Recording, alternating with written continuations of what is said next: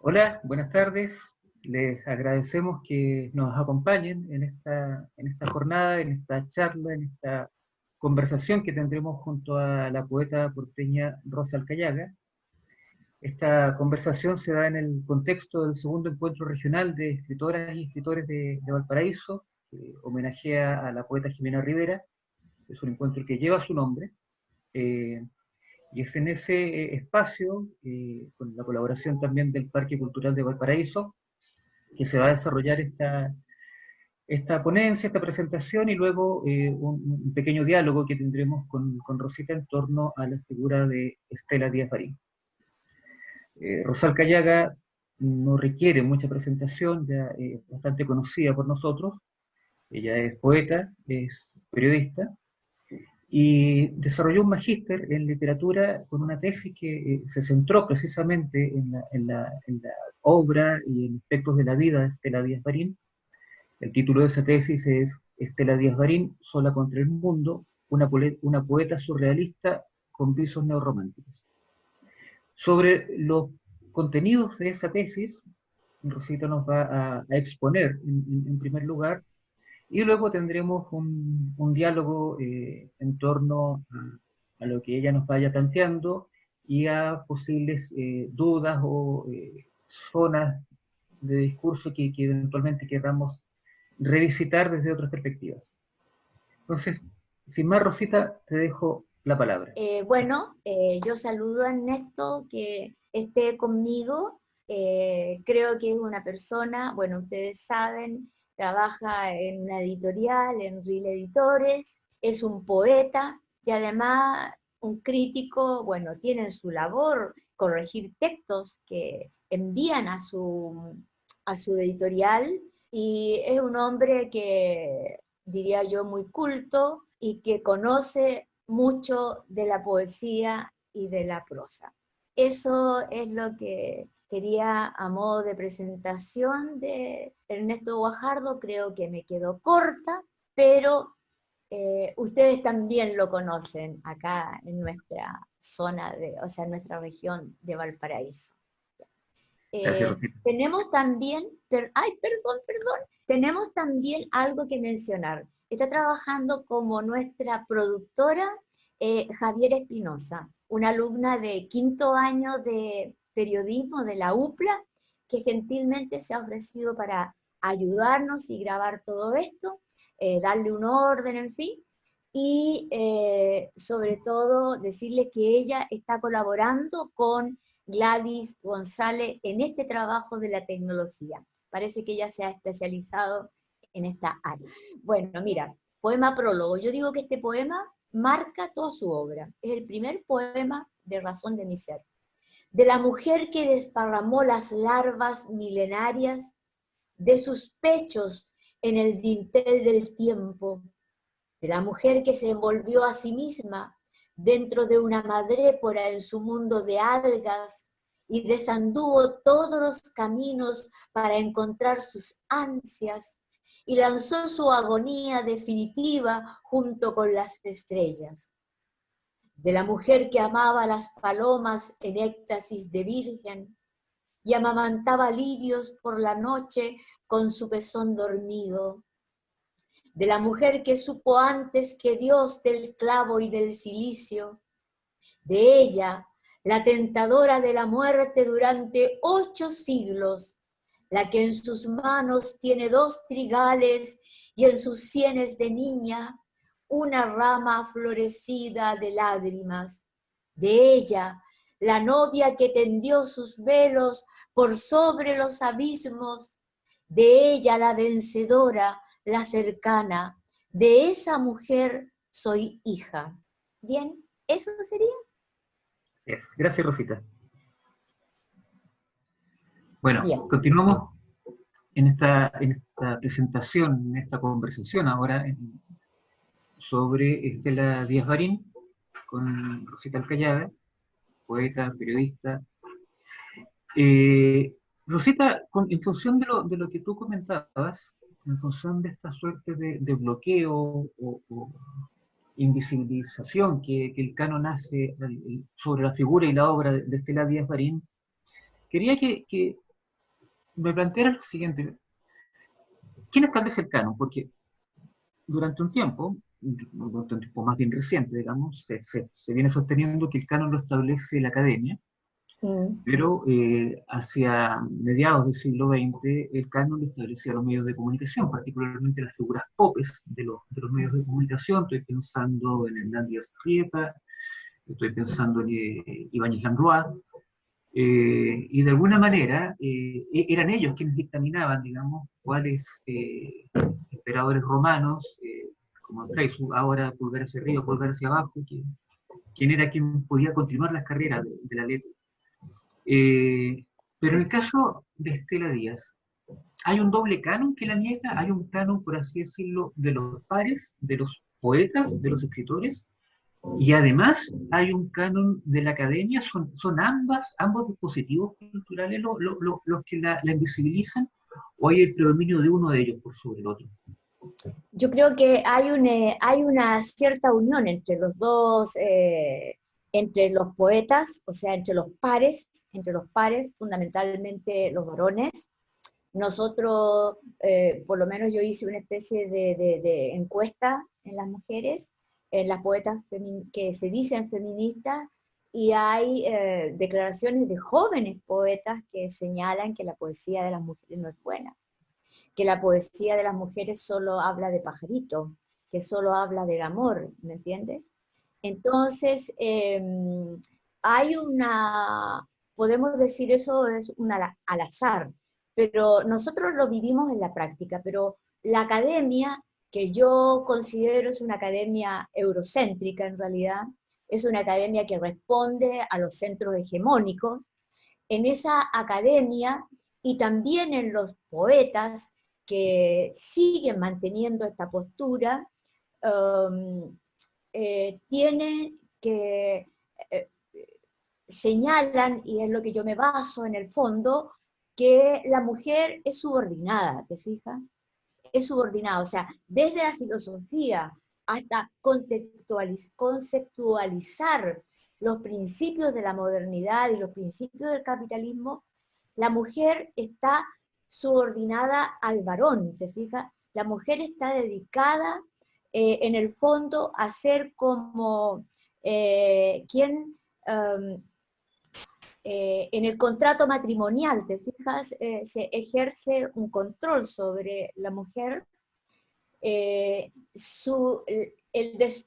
necesidad, incluso que lo dice el propio Jean-Louis Rousseau, o sea, Jean-Jacques Rousseau, de que la mujer debe dedicarse al hogar y dedicarse a los hijos, sobre todo porque venía de una Europa que estaba diezmada por la peste. Entonces, este pensamiento sigue vigente aún. Y muchas veces no es casualidad que a la mujer se la connote más por su leyenda, por su aspecto físico, que realmente por su obra. Eso sucede hasta hoy día. Es decir, y ahí hay una articulación también con los medios de comunicación. O sea, los medios de comunicación, nosotros hemos trabajado analizándolos, y tú ves que permanentemente ellos, si bien adoptan esta construcción legal del femicidio, cuando se trata de ubicar las causas, hablan de psicópata, hablan de bruto, de borracho, y no están viendo el tema como un tema de poder, ¿te fijas? Un tema de poder, que no lo tienen todos los hombres, indudablemente es una élite el que tiene el poder, pero esa élite chorrea, hacia Claro. abajo, permea hacia abajo a los demás hombres. Yo no sé si tú has visto en la calle, por ejemplo, yo estoy siempre atenta, no por ser copuchenta, sino que por conocer lo que ocurre. Yo he visto niños de 7 años, por ejemplo, que van con el papá y la mamá le dice, no hagas tal cosa, y le dice, tú no eres el papá, tú no eres la que manda. Lo hemos escuchado. O si tú vas a una tienda, por ejemplo, en alguna ocasión que me carga ir a estas grandes tiendas, porque la verdad es que me vuelve loca ver tanta cosa, he ido a estas tiendas y yo he visto, por ejemplo, cómo los hombres le dicen a la mujer, ya pues, apúrate, ya, oye, eso no me lo compres porque no tengo tanta plata, ¿qué te crees? ¿Entiendes? Es decir, hay una permeabilidad de que la mujer es un objeto y que ese objeto está al servicio del hombre, por eso es que hablamos de esta ley contra los piropos ofensivos, te das cuenta, que siguen habiendo, y que curiosamente, ¿sabes? Hay trabajo donde la mujer igualmente les, les agrada. O sea, yo he escuchado a mujeres que han dicho que si no fuera por los piropos es como reconocerse a sí misma, ¿te das cuenta? Es decir, yo no soy bonita o yo no soy deseable si un hombre no me dice un piropo. ¿Te fijas? O sea, se da este fenómeno que tú conoces muy bien de la alteridad. Es decir, un fenómeno relacional donde hay un superior que yo lo reconozco, que el inferior lo reconoce como superior. ¿Te fijas? O al revés, el superior se reconoce a sí mismo como superior porque el inferior se lo está diciendo.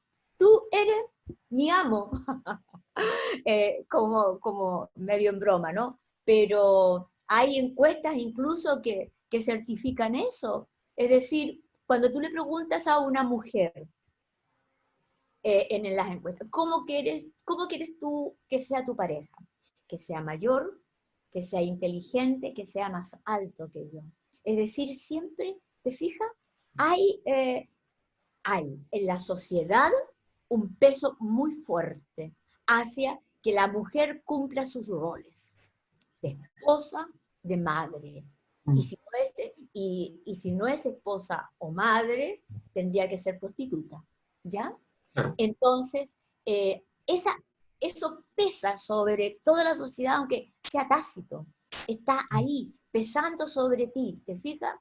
Oye, pero ¿cómo no tienes un hijo? Y bueno, eso es, y como que yo tengo que hacerlo, y no lo hace el hombre. Y además, otra cosa, la mujer no le deja al hombre hacerlo, porque cree que ella lo sabe mejor que el hombre. Entonces, más aún nos afincamos en estos roles. Y esposa, porque tiene que cumplir con una segunda carga que significa hacer la comida, fija, en la casa.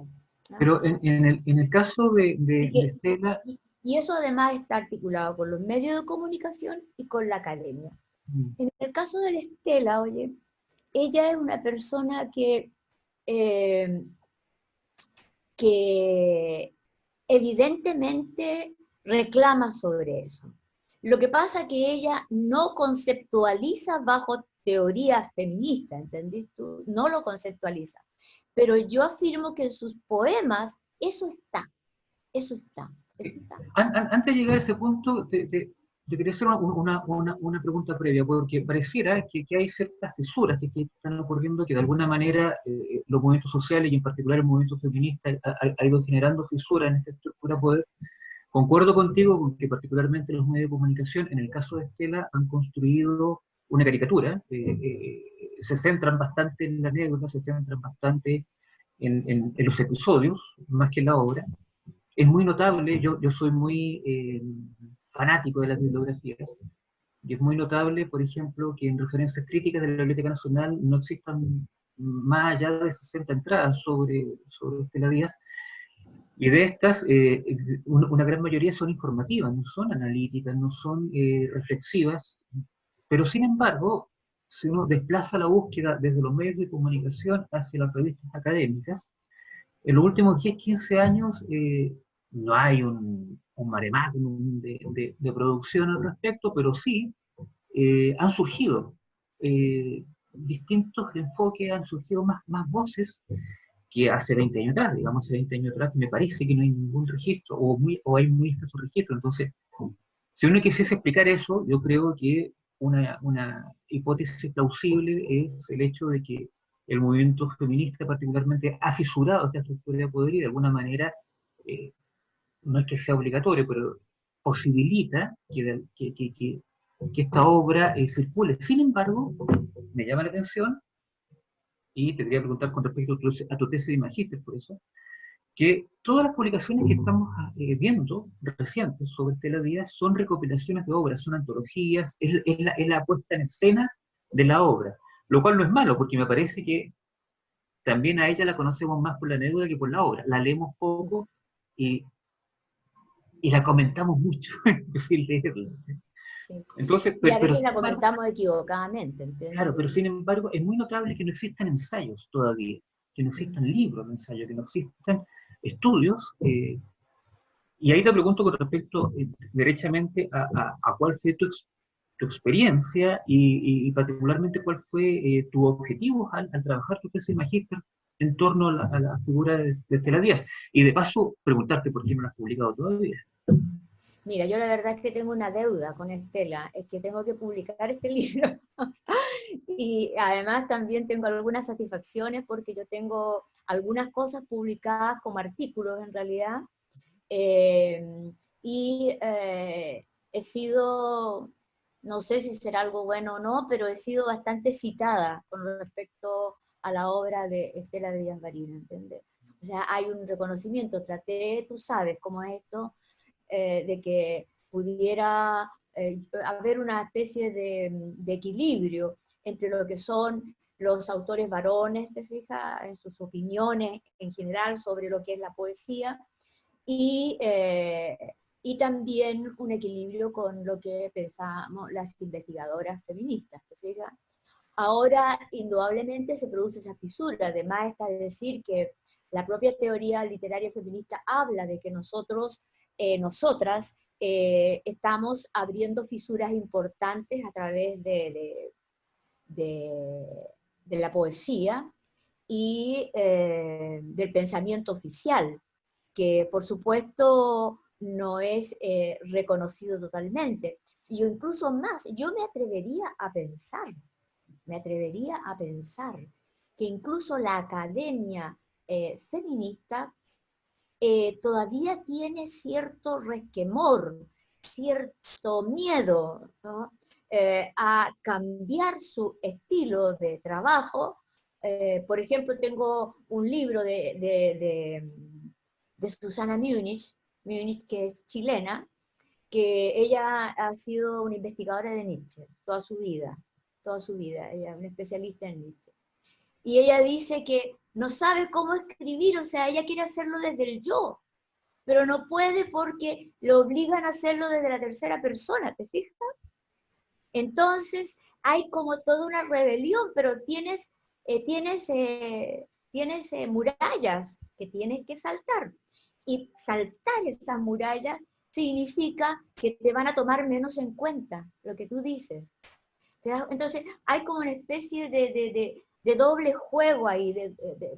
Y yo veo que nuestras académicas y nuestras investigadoras feministas se quedan mucho también en eso, porque nosotros, o sea, nosotras, imagínate, digo nosotras nos hemos adelantado, y digo nosotras porque hemos participado en un movimiento, o sea, directamente, como fue el mayo 2018, donde la Fanny Campos, poeta que vive ahora en la zona, ella es de Santiago, pero vive mucho tiempo acá en Valparaíso, reconocida por todos y todas.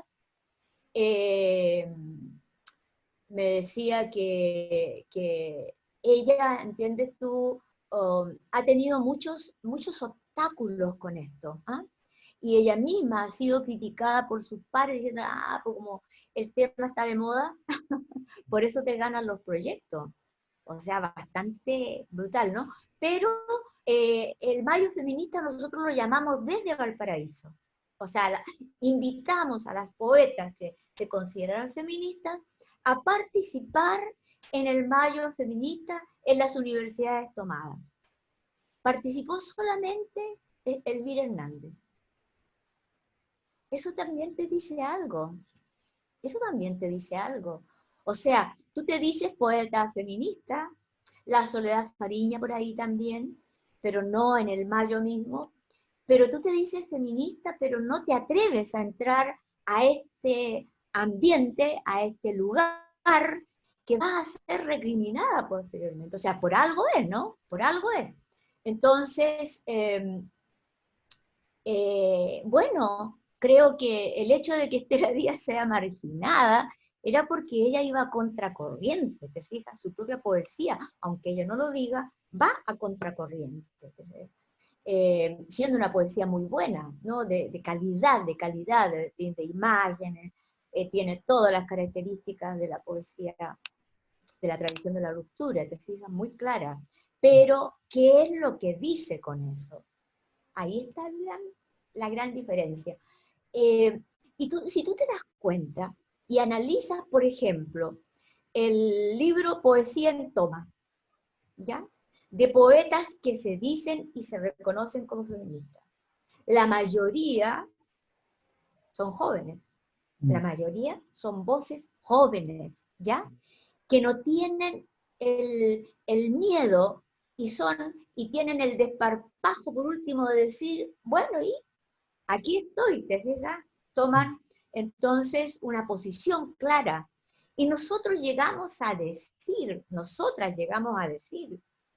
primero, tú lo ves, es una poesía del cuerpo, es una poesía de la materialidad. Y la poesía eurocéntrica o la academia no habla de el pensamiento abstracto, ¿te fijas? En esa dualidad, la palabra es lo fundamental. Claro que nuestros ladrillos son la palabra, pero ¿de qué están hechos nuestros ladrillos, por así decirlo? ¿Ah? ¿Del material clásico o estamos creando otros nuevos? Entonces, nosotros hablamos del cuerpo, estamos hablando de lo que nos pasa, y nos dicen, pero ¿para qué estás hablando de eso? Eso no se habla. ¿Cómo que no se habla? Entonces ahí es cuando yo digo la neutralidad de la cual creen que se tiene que hablar esta idea abstracta, es una posición política. Y nosotros decimos que la literatura, y la poesía en particular desde la perspectiva feminista, para nosotras, porque yo creo que muchas de las académicas feministas de las universidades no lo dirían así, para nosotras la poesía o la literatura en general no es un objeto meramente artístico. Eso lo instauró la poesía moderna y particularmente lo dijo claramente Charles Baudelaire. Lo bello es bello porque yo digo que es bello. ¿Te fijas? Que tiene ciertas características. Fue una poesía simbolista, ¿no? ¿Ya? Entonces, nosotros decimos la poesía no es, o sea, lo aplicamos a la poesía y decimos, este no es un objeto meramente artístico, sino que además es un objeto que tiene una ideología, no es neutral, que tiene una concepción política ahí detrás de eso, y que tiene además un carácter más social, ¿te fijas?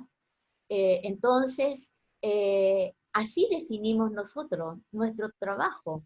Entonces estamos cambiando el eje y eso va a costar mucho. Va a costar mucho. Hay un texto de Chomsky que se llama La responsabilidad de los intelectuales, un texto de inicio de los 70 más o menos. Sí. Y ahí él habla de una traslación que ocurre que es interesante porque pareciera, y te voy a hacer una pregunta con dos dimensiones, digamos, a raíz de esto. Chomsky propone ahí que hay un paso que va de la disidencia a la resistencia. Una cosa es disentir, o sea, yo estoy frente al televisor y me enojo con el ministro, digo, aguanta esta cosa, y otra cosa es resistir, o sea, tomar mi bolsito, ir a la avenida Pedro Montt y sumarme a una marcha, no sé, en contra de la AFP, por ejemplo, por decir cualquier cosa.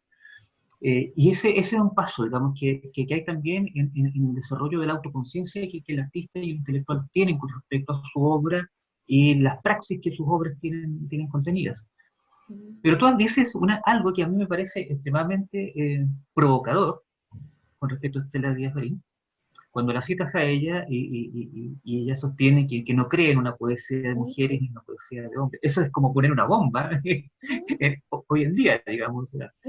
Entonces, quería primero pedirte que profundizaras un poco en tu lectura de aquello. Y la segunda patita de la misma pregunta es con respecto a algo que me parece muy interesante, porque en las conversaciones sobre la literatura chilena generalmente eludimos un poco este tema, que es el tema de lo ideológico y de lo político. ¿Pero qué? Tú, de lo ideológico y lo político. Uh-huh. Tú en algún momento mencionas cierta adscripción al marxismo por parte de Estela, o cierta proximidad. Estela era, se declaraba marxista. Claro. Y hay un encuentro, un diálogo que se da entre el marxismo y el surrealismo. Pienso en el clásico texto de Breton dialogando con Trotsky.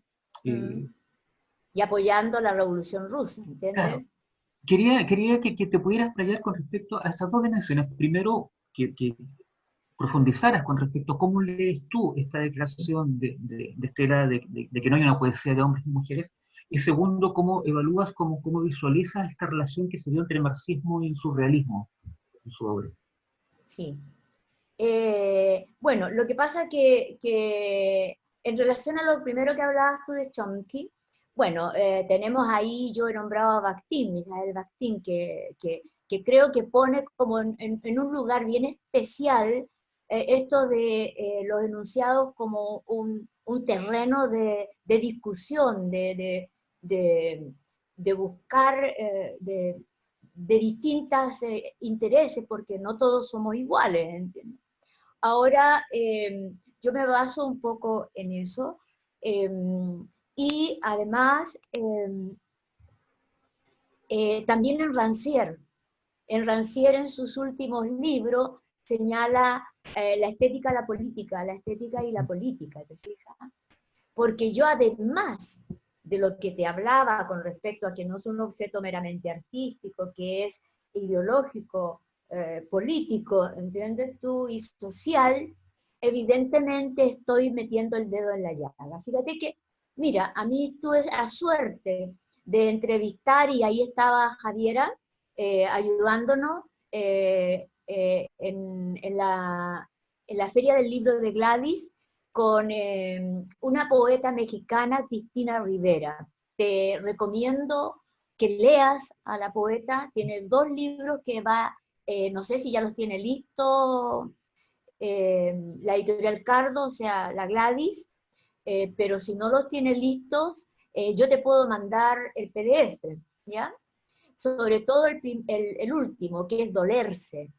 Cómo ella toma y que es lo mismo que hago yo a veces, toma, y me dio mucho gusto, ¿entiendes? Porque en esto de sentirse reafirmado, porque si no te ves como no sé, como un bicho solo, ¿entiendes? Eh, Ella toma un relato de la prensa, ¿m? O de la radio, no sé, de un medio, y lo transforma en poema, ¿ya? Y pone abajo, que eso yo no me he atrevido, sino que en algunas cosas nada más, pone abajo, dentro del mismo libro, o sea, no en el pie de página, sino que bajo ese texto, el nombre de la persona que lo dice, de dónde es, de qué edad tiene, en fin. ¿Te das cuenta? Y de qué medio es. Entonces, es un rompimiento. Yo le pregunté a ella a propósito de esto, entendí que me sorprendió y que me gusta mucho, ¿no?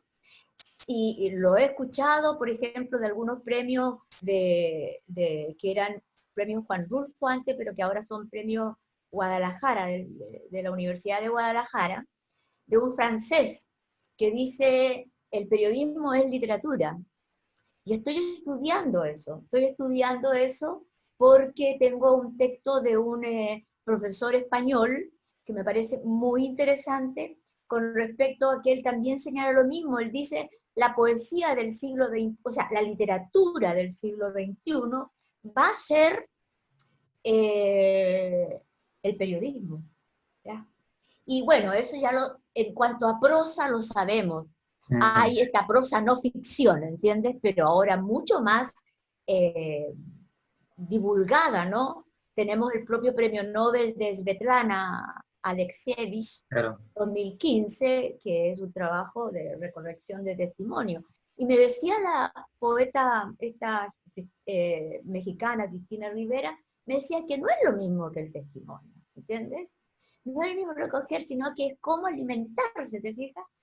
Y desde los medios, de lo que ocurre, ¿ah? De tomarlo textualmente.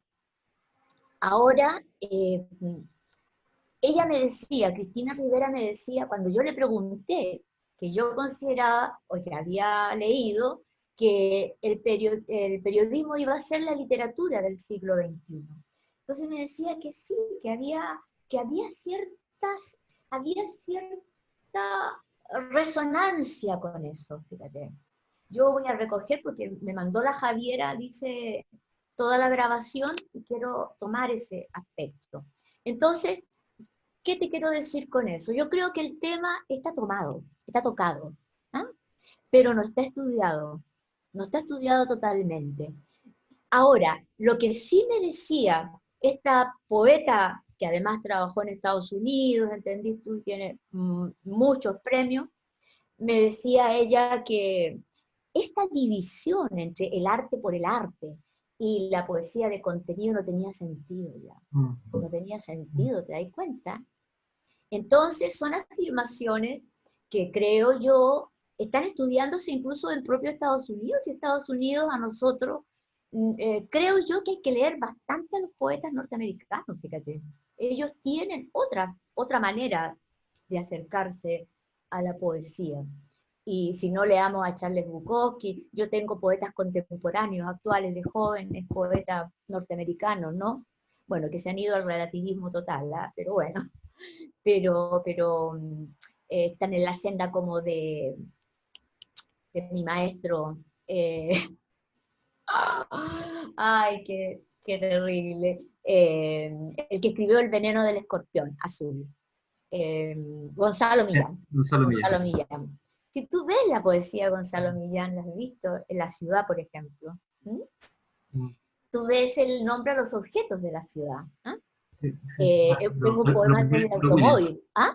A los William Carlos Williams. Sí. Entonces, yo creo que estamos en esto. Fíjate que leía a Enrique Lin, que me tocó hablar de Enrique Lin, y yo le dije, no voy a leer poesía mía, quiero hablar de Enrique Lin, porque me compré varios textos de él, entre eso el Circo en Llamas, que me salió carísimo, pero tengo todas sus entrevistas, ¿ya?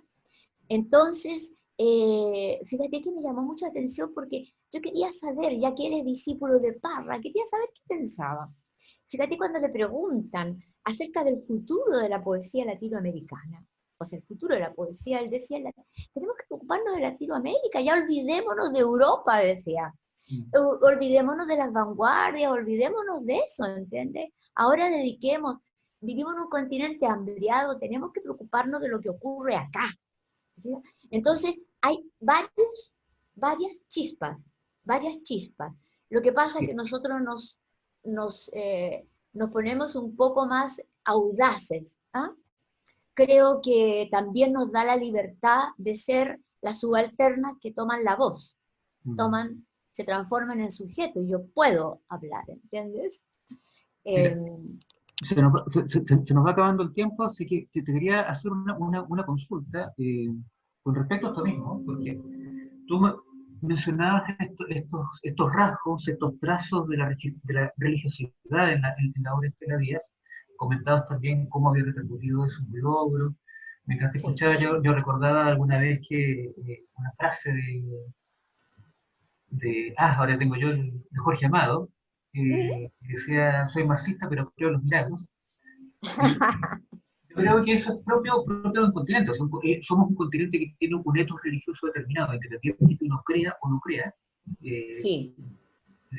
Digamos, uno está construido históricamente y culturalmente en torno a eso. Entonces, quería que en pocos minutos que nos quedan, entre 6 minutos, una cosa así, tú nos pudieras comentar esos hallazgos también que hiciste con respecto a estos a estas oposiciones entre religiosidad y racionalidad, entre una religiosidad que es patriarcal también, que es profundamente machista, no solo masculina, sino que machista, y esta reapropiación que hace de lo religioso Estela Díaz en su poesía. Sí, mira, lo que pasa es que, perdona que no sé dónde, me está escuchando, ¿no es cierto? Sí, sí, te escucho. Sí, mira, te voy a mostrar algo que me parece que, mira, yo quería hablar de esto porque, mira, Estela Díaz Marín dice algo, junto a todo lo que dice, que no cree, pero es que eso era la idea de la época. Acuérdate que ella es del año 1926 y ella, su primer grupo de amigos son todos estos poetas grandes, te fijas, que por supuesto la van influenciando, ¿no? Eh, Sin embargo, nosotros hablamos de las pistas de mujer que existen, las pistas de género, pese a que ella no se reconozca como feminista. Mira, y porque además la poesía moderna tiene un enfrentamiento con la razón. Por eso se dice ella a sí misma marxista, sin entender todavía que el marxismo es un pensamiento de la sociedad moderna, de la modernidad, ¿te fijas? Y que no está dejado de lado. O sea, nunca podremos dejar de lado hasta que no aparezca otro mejor, el capital, por ejemplo. ¿Te fijas?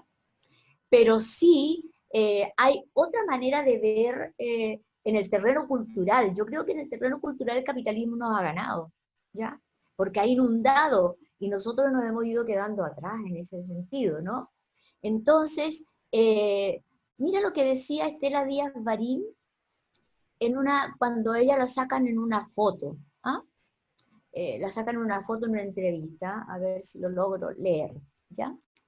Mira, y voy a tratar de agrandarlo porque la verdad es que está medio chico. Ahí está, mira, dice, la ciencia, el conocimiento y la razón, ¿a qué han conducido? A las monstruosidades más grandes. El papasnatas de Sartre y el Dapsin Dupsin de Hegel, con su fenomenología del espíritu, y todos los pobres tipos que se la han llevado estrujándose, los chunchules mentales, me tienen verdaderamente hasta la coronilla. ¿Te fijas? Entonces, eso está justamente dentro del pensamiento de la poesía moderna, que es una poesía en el fondo que está cuestionando la modernidad, aunque no escapa a la modernidad. ¿Te fijas? Está dentro, es como un cuerpo, como una fisura dentro de la modernidad. Anatole France, por ejemplo, decía en Francia que ahora, para leer a los, para leer a los poetas, había que leerse, dice, los manuales esotéricos, ocultistas, porque la simbología estaba ahí, ¿entendí? No lo entendía, tú sabes que Anatole France era naturalista, incluso era de izquierda, ¿no? Entonces, bueno, prosista en realidad, narrador, ¿no? Si no me equivoco, ¿no? Pero, por ejemplo, mira, te voy a decir esto. Mira, vende la luz, hijo. Que te ciegue la luz, hijo. Vende la luz. Desde donde la pupila sueña y vuelve atormentada como un escombro vivo, como especie de flor, como pájaro, carbón de víscera terrestre, así como víscera de árbol. Deja que se ensañe la luz, hijo. Desciende como los antiguos ángeles, como los malos discípulos, ardiendo en su pasión, desheredados, así como las fieras, hijo, incomprendidas del río, intocadas, absolutas, tristes. ¿Te das cuenta? Ella está haciendo referencia a Lucifer. Ella está hablando como una madre, pero está hablando del tema favorito de los poetas modernos, que es Satán. ¿Te fijas? Que es el diablo. O sea, Satán para ellos, Mefistófeles, bueno, tú tienes ahí el Fausto, todo eso. Entonces, ella entonces está dejando de vista, está dejando en claro que está hablando como madre, pero está hablando distinto a como la iconografía cristiana lo está diciendo, ¿te fijas? Entonces ahí hay un revelarse, y un revelarse además como madre, ¿ya? Por ejemplo, nunca antes pudimos, yo era como esas pequeñas fuentes secas. Desciende, hijo de la luz, avisora el espacio, avisora el horizonte, la curva que deja el corazón de un muerto, la mano que se esconde, la mano que nadie quiere acariciar. Seremos tú y yo, venidos irremisiblemente, unidos como dos tallos jóvenes aún, queriendo apenas lo que se nos dio, lo que no se nos dio, amando lo que la luz aconseja, el vértigo, la hondonada, el silencio, el color de las piedras, tantas cosas simples y distintas, llegaremos a amar la contextura de Dios tan difusa, tan perfecta como tus pequeños ídolos, la madera de Dios tan bella y roja como el corazón de los árboles, tan bella y roja como el corazón del veneno. ¿Te das cuenta? Entonces va mezclando, ¿ah? Y entonces va jugando en este cruce, ¿te fijas? Que se va produciendo. Bueno, en principio yo le había puesto un título a esta charla, como Estela Díaz Barín, la poeta que desafía a Dios. Bastante provocador en realidad, pero tiene sus razones. Bueno, Estela Díaz Barín nace el 11 de agosto de 1926 y muere el 14 de junio de 2006 a los 80 años. Y yo puedo decir que una sola palabra puede configurar su perfil, tanto en su obra como en su vida, que es disidencia. Ella es una mujer poeta disidente. Ahora voy a intentar hacer lo más reducido posible. ¿Cuál es el sentido del estudio que desarrollé acerca de la obra poética de Estela Díaz Barín? Sostengo que sus obras emerge un reiterado uso de vocablos, conceptos e imágenes bíblicas y mitológicas del ideario cristiano y pagano, a partir de lo cual la poeta configura un otro discurso, cuyo eje central está marcado, como ya lo decíamos, por la disidencia. La poeta reconstruye una cierta visión sagrada de la poesía, lectura que está inducida por los supuestos de la poesía moderna, que es lo que afirmo. En la poesía moderna entra desde el romanticismo, que lo marca como inicio, hasta la vanguardia, incluido el surrealismo, y nuestra poeta es surrealista con visos neorrománticos. Yo diría que su primer libro es muy neorromántico. Bueno, en ese sentido, siendo ella una poeta de la poesía moderna, proyecta sobre su obra caracteres propios de la tradición de la ruptura. Aquí voy a tener que poner un nombre de todas maneras porque no es mío, pero Octavio Paz define la tradición de la ruptura como la conciencia crítica encarnada en la poesía que rompe con el sistema y los valores de la cultura occidental vigente en su época. Esto es así porque los poetas de la poesía moderna que inauguran los románticos tienen un acuerdo con la burguesía en ascenso para destruir la teocracia.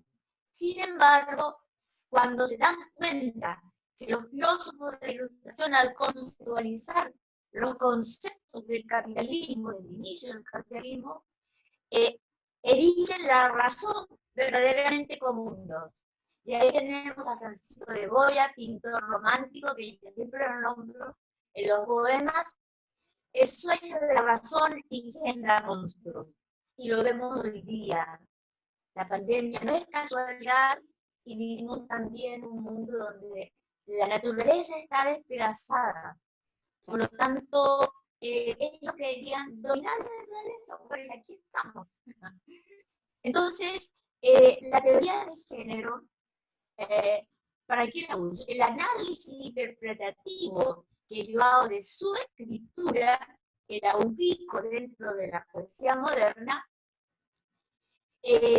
la interpreto con una lupa de la teoría de género, que sostiene que toda escritura está marcada por el género. Y esto no quiere decir, no estamos hablando del binarismo del género hombre y mujer. Eso ya lo superamos, porque en la actualidad el esquema binario patriarcal impuesto, nosotros creemos que en este momento el género fluye en un construirse continuo, desnaturalizando las identidades fijas e inamovibles que impone el orden social patriarcal. Ustedes se reirían si yo les digo que en la época medieval, que consideramos oscura, pues en esa época el sexo era un continuo, el género era un continuo. Tú podías ser hoy día hombre, mañana mujer, pasado trans, lo que quisieras. Es decir, no había una mirada cuestionadora, sobre todo, todavía sobre el sexo, porque eso se hace con la contrarreforma aquí en el Concilio de Trento, ¿no?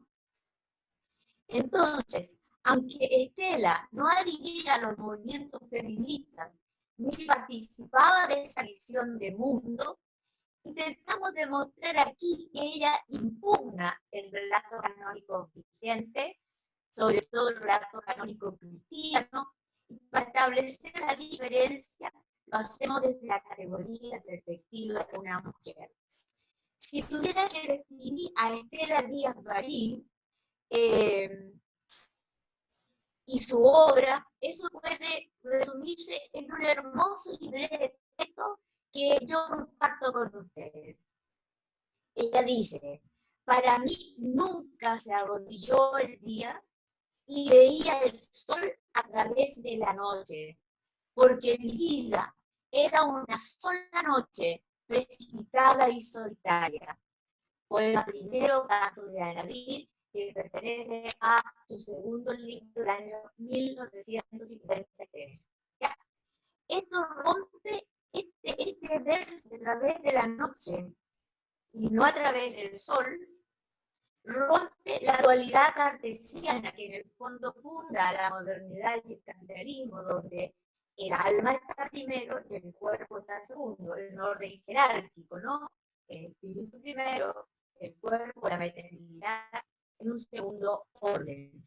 Las ideas son abstractas, parece que las sacamos así del aire y son las que nos impondrían a nosotros la forma de pensar, y es una forma de pensar eurocéntrica.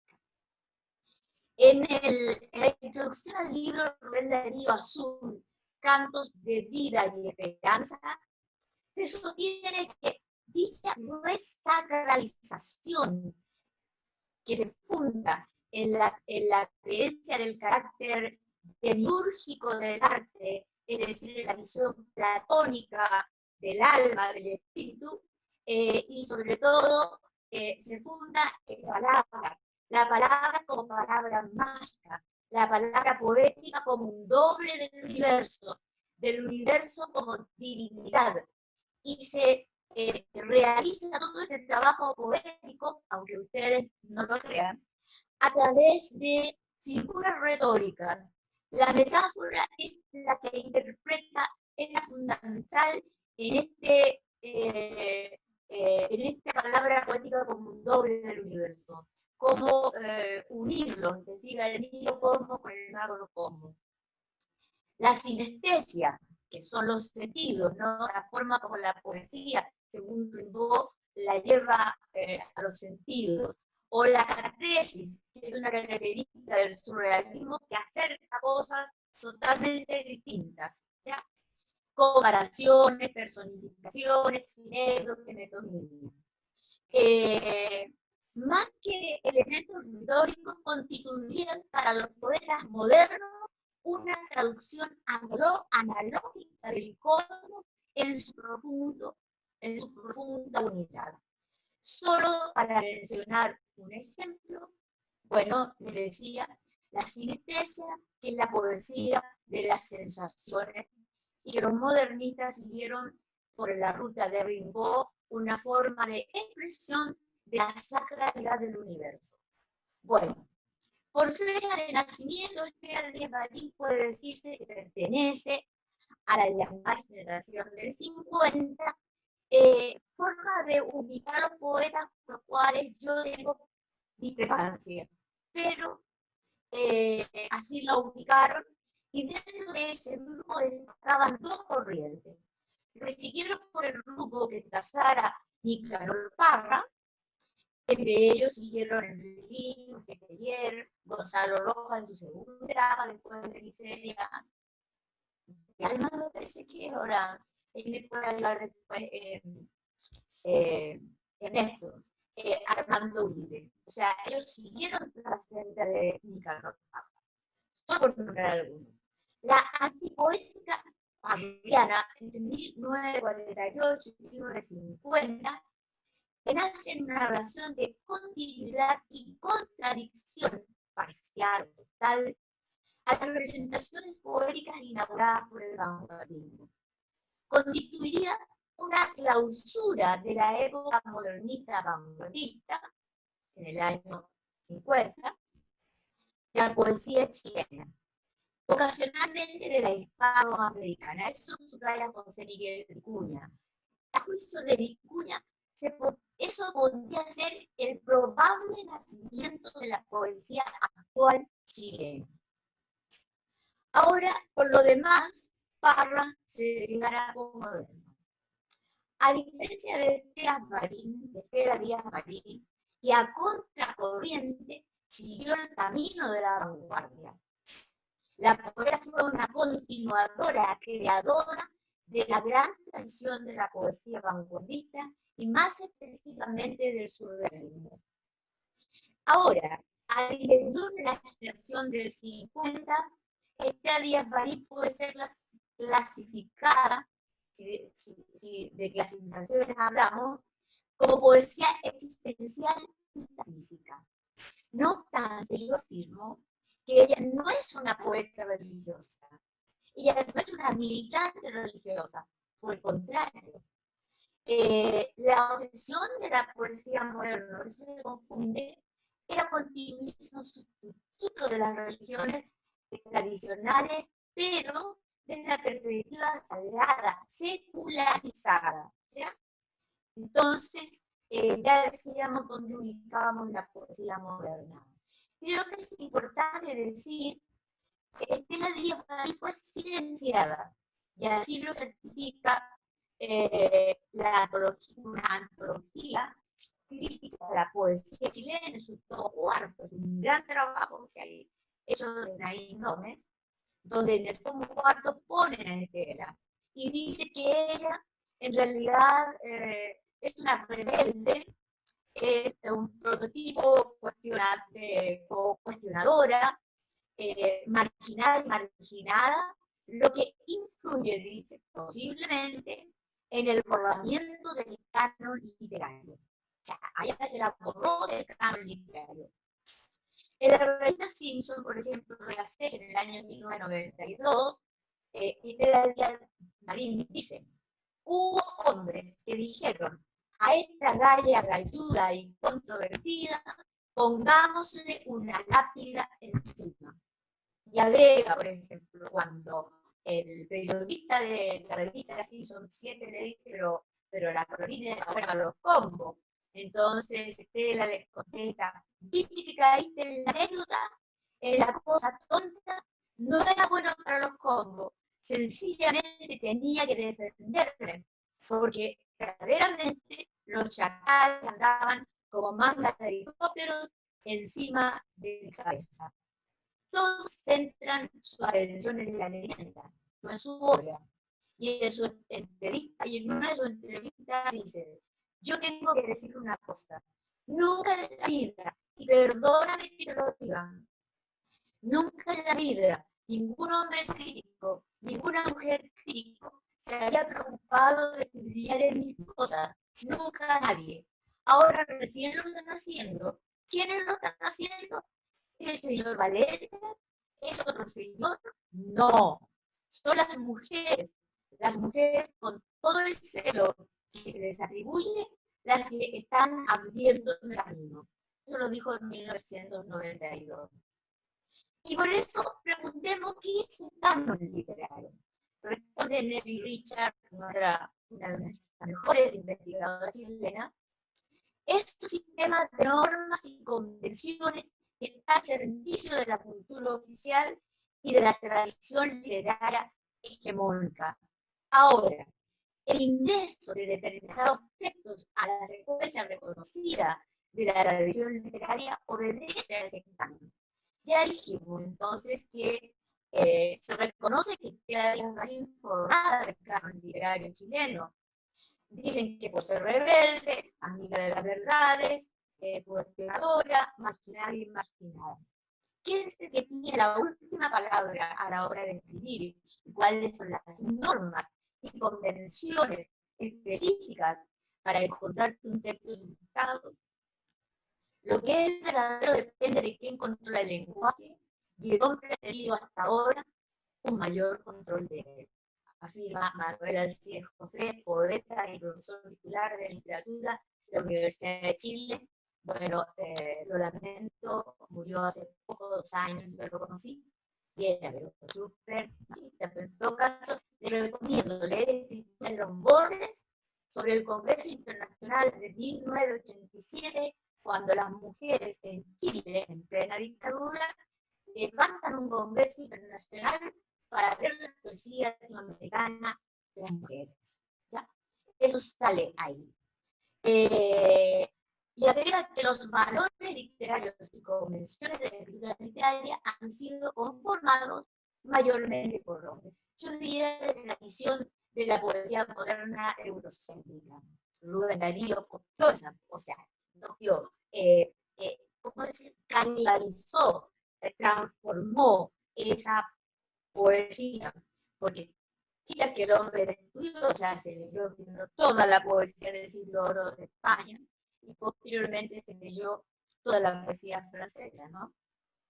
Entonces se transforma y lo trae al romanticismo, a Chile, bajo el nombre de modernismo, ¿ya? La palabra no nos ha pertenecido.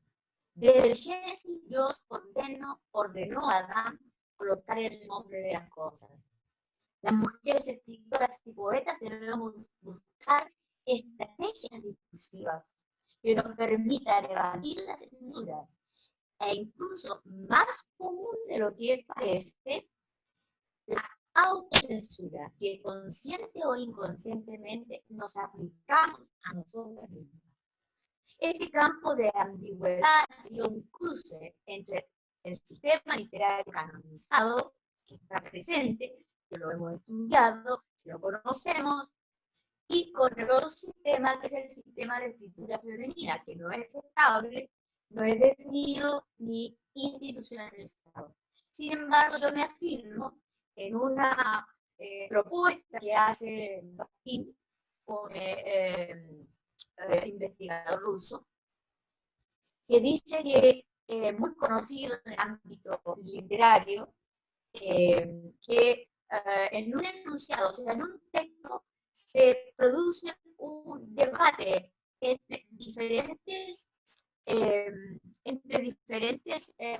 por así decirlo, intereses, ¿ya? Eso está siempre presente, pero no siempre colocando lo que otro nos dice, empezamos a negociar, ¿te fijas? Uno queda, el otro se baja, ambos permanecen, en fin. Entonces, ¿cómo se declaraba Stella Díaz Barín? Ella se declaraba como marxista, lúcida y lógica, a contrapunto de las concepciones religiosas vigentes, ¿no? Y políticas, sociales vigentes. Yo quiero destacar el término lúcida, pero eso lo veremos más adelante. Bueno, la obra de Estela Díaz Barín que analizo comprende los 4 únicos libros publicados por ella en vida, que son Razón de mi ser, 1949, que lo publica más o menos a los 23 años de edad. Pero es un libro que no lo escribió a los 23, es un libro que tiene que estar escrito desde antes, ¿no? Era realmente. Y en mi opinión personal, para mí es el mejor libro, y más cercano al modernismo. Después vendría Sinfonía del Hombre Fósil, de otros poemas, 1953. Después vendría el tercer libro, Tiempo de Vida Imaginaria, 1959. Y los dos previsibles de 1992. En total, de estos 4 libros, suman 52 poemas. Por eso yo a veces digo, oye, por favor, no transformemos la poesía en producción. No transformemos esto en libro. ¿Te fijas? Yo creo que hay que pensar, sobre todo la poesía, ¿no? Esa concepción capitalista de que tiene que haber aquí un trabajo sostenido, ¿no? Ahora, hay una disciplina para el trabajo, por supuesto, pero una disciplina de cada uno, ¿no? Ahora, desde la perspectiva de la tradición de la ruptura, Estela Díaz Barín lo que hace es recrear una visión de mundo basada en la analogía o ciencia de la correspondencia que la poesía moderna recoge del ocultismo y el esoterismo, que apunta hasta cierto punto a una reconstrucción crítica de cierta mitología y decompone la iconografía de las religiones oficiales como una herramienta cuestionadora frente a la razón positivista. ¿Ya? Y desde la perspectiva de género, en tanto feminización de la escritura, yo diría que más allá de que la poeta no reconoce su pertenencia al feminismo y hasta tajante, dice, me parece ridículo todo eso. La poesía no es una ecuación biológica, la poesía es un arranque sentimental, es una memoria de otro arranque sentimental, nada más. Y en esto soy categórica, dice, no hay poesía de mujeres, ni poesía de hombres, tampoco poesía de travestis, ni poesía de homosexuales, ni de lesbianas. Hay una sola poesía, 1992. Pero no obstante, en su búsqueda de un lenguaje propio, es evidente que las huellas de la escritura, de su feminización, están en su escritura, pugnan en su escritura. Es una mujer.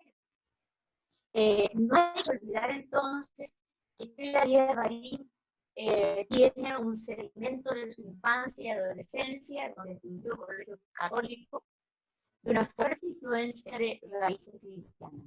Ahora ella adquiere conciencia de ese fenómeno y lo empieza a cuestionar. Ella dice, yo creía y todavía creo que el hombre es salvado por el hombre.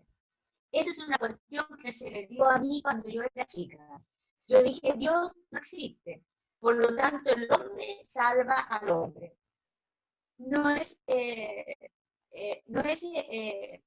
podría una digresión. Su padre era liberal, en realidad, un poco anárquico, quizás. Entonces, ella adoraba a su padre.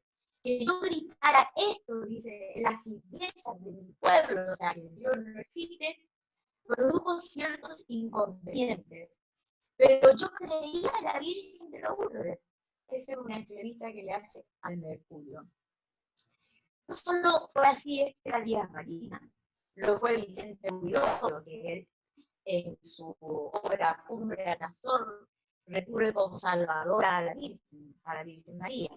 César Vallejo, entre otros, el mismo Roque Dalton, o sea, ellos tienen una poesía que no es religiosa, que no es cristiana, pero sí la componen y ponen ciertos elementos que le dan otra interpretación.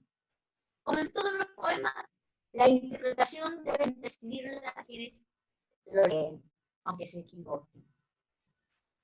Bueno, con esto me despido. Saludo a Ernesto Guajardo, quien tuvo la gentileza de presentar este encuentro, esta charla acerca de la poesía de Estela Díaz Barín y que participó de esta conversación que fue la fórmula que quisimos darle a este encuentro. Avisarles de este encuentro. El segundo encuentro literario organizado por la SESH, filial Valparaíso, cuyo nombre es Jimena Rivera. Muchas gracias.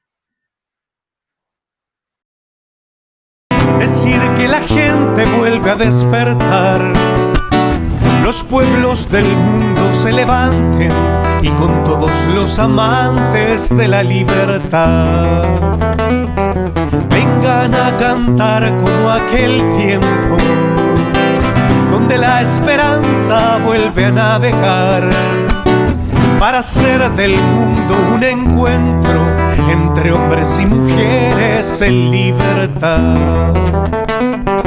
Cuánto gusto me da escucharte decir que la gente vuelve a despertar, los pueblos del mundo se levanten y con todos los amantes de la libertad